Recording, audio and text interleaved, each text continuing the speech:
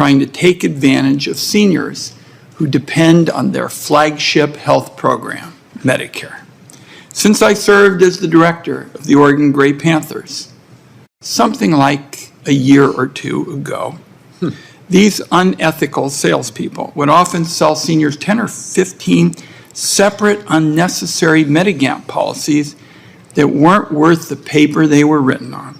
Senator Daschle, Senator Hines, Senator Dole, and I came in, and we pretty much drained that swamp.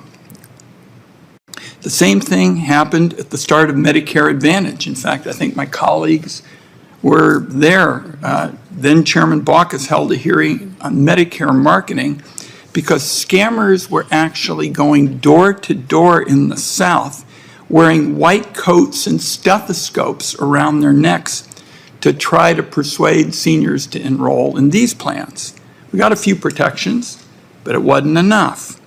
Last fall, I released a report that detailed some of the most outrageous marketing practices I've seen in Medicare Advantage, like vans parked outside senior centers with Medicare splashed across the side and mailers designed to look like IRS documents. Many members of the committee joined Senator Casey and I in calling on the Centers for Medicare and Medicaid Services to make changes to protect beneficiaries from these slimy tactics. CMS moved quickly. Just yesterday, they rejected more than 300 ads because they were just so friggin' outrageous and misleading. At the time, we also said we're not going to take any victory laps. As seniors experience Medicare's annual open enrollment, that started 72 hours ago, our investigators found that marketing middlemen are the latest set of sleazy private sector scoundrels targeting seniors on Medicare Advantage. Now we've got bad actors again gearing up, this time for the new enrollment period. So let's talk about who these people actually are and why they're such a big deal in Medicare Advantage. They are big private marketing companies, and they get in the middle between seniors and their health care coverage. These big marketing companies jump to get in front of seniors, and they especially want to do it during the annual open enrollment period. And what these middlemen are doing is hijacking personal information from as many seniors as possible, and then they funnel the personal information to the health plans that pay these sleazy marketers the most money. Basically, we're going to describe this as a profit for these companies first, help for seniors and taxpayers last. Now, some seniors' information gets passed multiple times from one money-grubbing hand to another. The marketers will sell seniors' data once. If they can, they'll sell it twice. Finally, friends, this has been confirmed.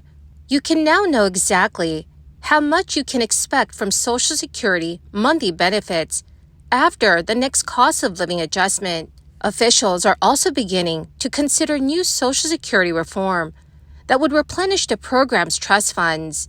So my friends, please make sure that you watch until the end of this video for more information on this. Also, every Friday, I will be announcing several winners for the Walmart gift card giveaway. If you would like to enter the weekly giveaway, friends, please click and like several of my videos and then comment below the keyword of each video that you watch. The more videos that you comment on, dearest friends, the greater your chances of winning the giveaways. Social Security payments are a fixed amount, determined based on your current earnings, but the amount you receive from Social Security can still increase from year to year, thanks to cost of living adjustments. Social Security payments are designed to assist retirees with their living expenses, and in some cases, Social Security makes up the bulk of a retiree's income. The cost of living adjustment is determined every year by a formula defined in the Social Security Act. The COLAs are key to the inflationary movements as represented by the CPIW, which is calculated every month by the Bureau of Labor Statistics. Cost of living adjustments are critical to ensure that recipients do not see their benefits diluted due to the effects of inflation, even in modest inflationary environments. An example can put this principle into sharper focus. From January 1997 to January 2017, the yearly rate of inflation in the United States averaged just over 2%. So a haul of groceries costing $100 would cost $102 the following year. So that seems like a small change. However, over a 10-year period, even a low inflation rate can tremendously increase the cost of living. Without any COLAs, you would have to effectively face a 2% cut in your Social Security income. The average cost of living adjustment for the past 20 years was 2.57%, but this number can fluctuate dramatically year over year. So what is commonly referred to as the Social Security Trust Fund is actually two funds: the Old Age and Survivors Insurance Trust Fund and the Disability Insurance Trust Fund. By law, these two funds are technically separate.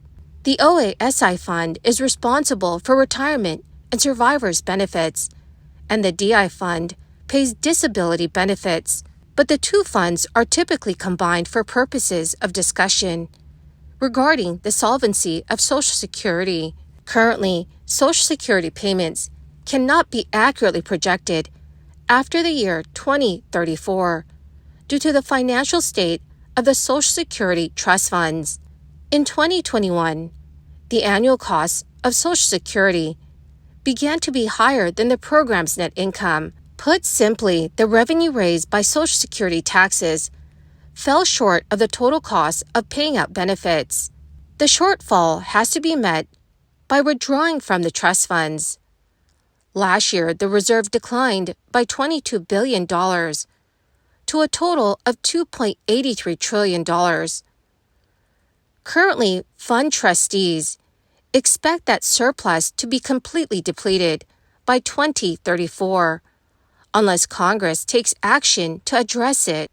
Also, according to top analysts, America has a housing shortage. The gap between single-family home construction and household formation grew to 6.5 million homes from 2012 to 2022.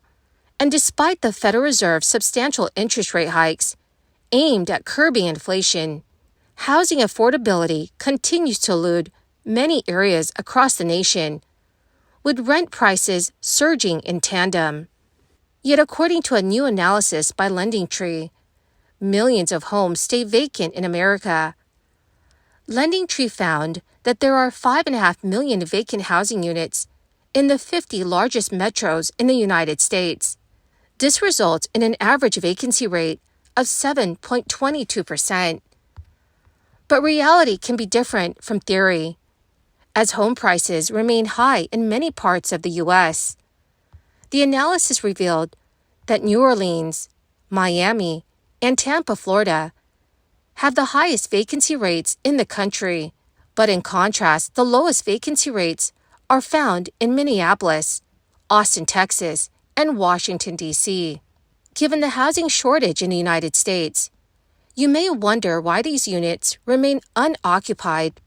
LendingTree's analysis showed that the most prevalent reason for vacant housing units in the nation's 50 largest metropolitan areas is that they are available for rent. Meanwhile, 17% of housing units remain vacant because they are only used part-time.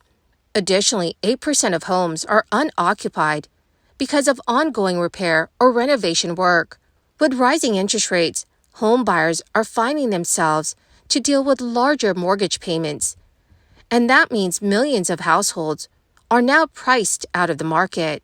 Well, my most amazing and awesome friends, that is the end of my daily stimulus update video for today. Dear friends, thank you very much for being part of this community. Dear friends, every Friday I will be announcing every winner for the Walmart gift card giveaway. If you would like to enter the weekly giveaway, friends, please click and like several of my videos and then comment below the keyword of each video that you watch. The more videos that you comment on, dearest friends, the greater your chances of winning these giveaways. Thank you and have a wonderful and very blessed week.